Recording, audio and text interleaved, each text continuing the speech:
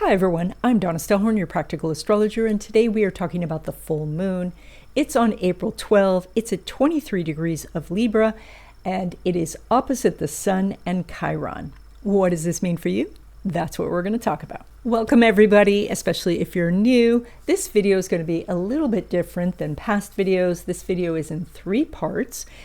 First, we're going to do a short overview of what this full moon is about. Then we're going to talk about your sign, love and money predictions for the next 2 weeks.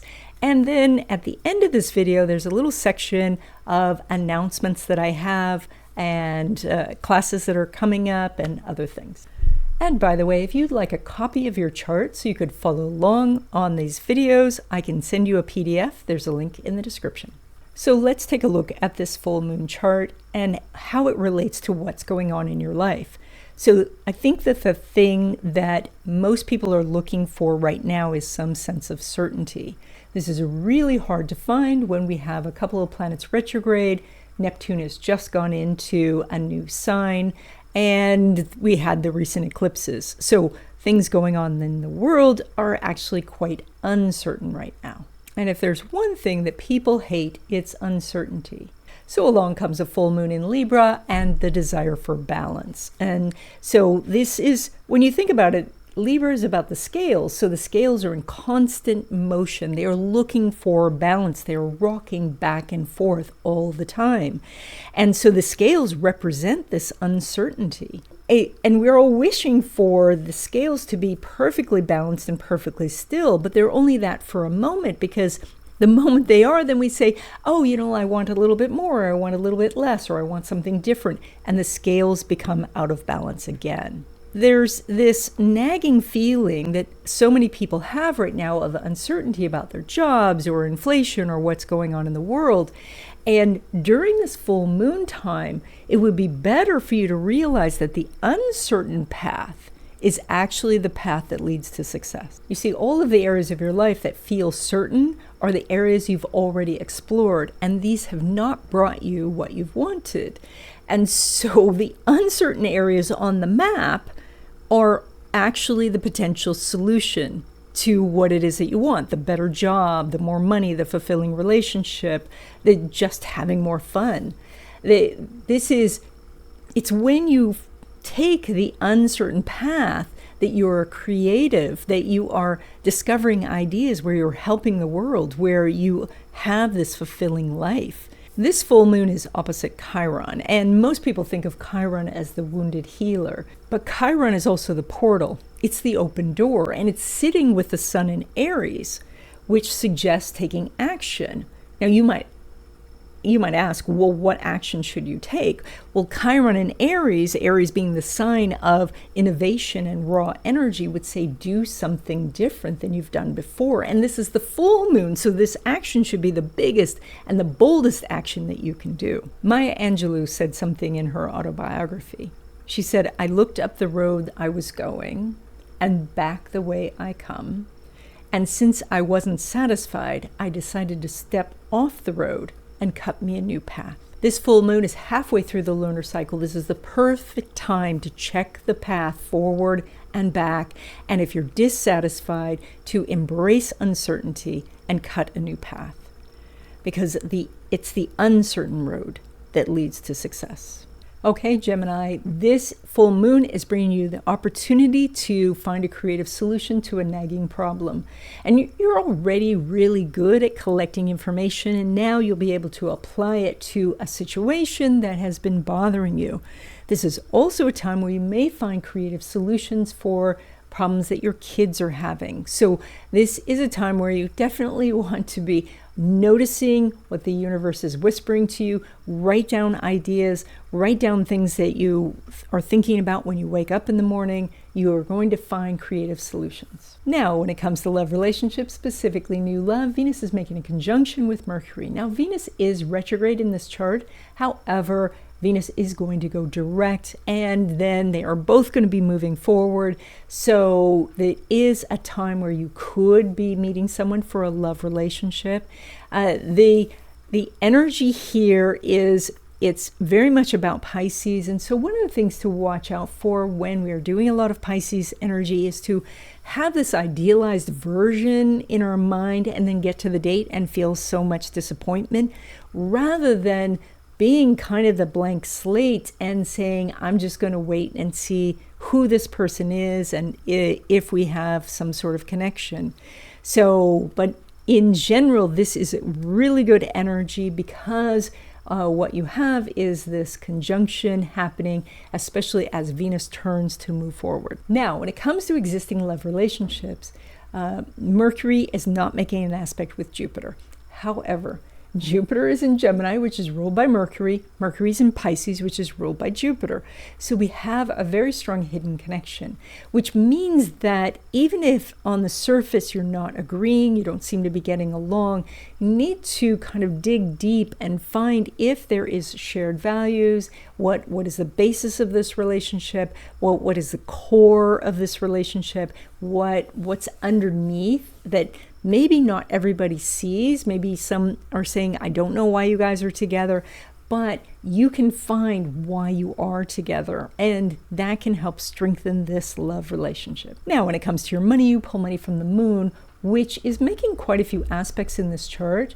So first of all, it's making an inconjunct to Saturn, which says that money is not coming necessarily from the most conventional means or the most conventional thoughts.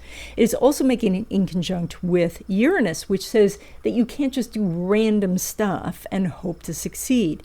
But it is making that exact opposition to the Sun and Chiron, and that is the portal. That is the doorway of just doing something new, not necessarily like super radically new like Uranus would suggest, but doing some sort of action that is noticeable in the world, that's big enough to be seen.